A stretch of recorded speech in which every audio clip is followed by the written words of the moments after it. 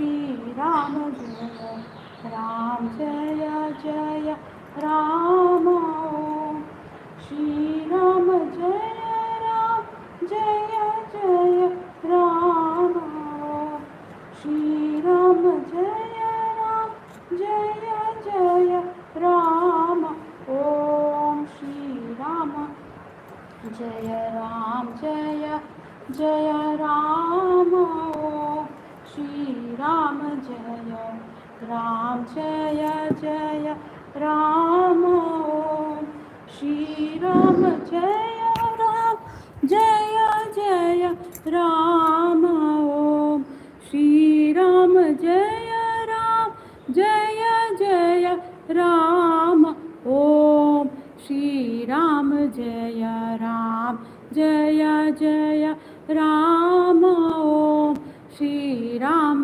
Jaya Ram Jaya Jaya Rama Om Shri Ram Jaya Ram Jaya Jaya Rama Om Shri Ram Jaya Ram Jaya Jaya Rama Om Shri Ram Jaya Ram Jaya Jaya Rama Om Shri Ram Jaya Ram Jaya Jaya Rama Om Shri Ram Jaya Ram Jaya Jaya Rama Om Shri Ram Jaya Ram Jaya Jaya Rama Om Om Shri Ram Jai Ram Jai Jai Ram Om Shri Ram Jai Ram Jai Jai Ram Om Shri Ram Jai Ram Jai Jai Ram Om Shri Ram Jai Ram Jai Jai Ram Om Shri Ram Jai Ram Jai Jai Ram Om Shri Ram Jai Ram Jai Jai Ram Om Shri Ram Jai Ram Jai Jai Ram Om Shri Ram Jai Ram Jai Jai Ram Om Shri Ram Jai Ram Jai Jai Ram Om Shri Ram Jai Ram Jai Jai Ram Om Shri Ram Jai Ram Jai Jai Ram Om Shri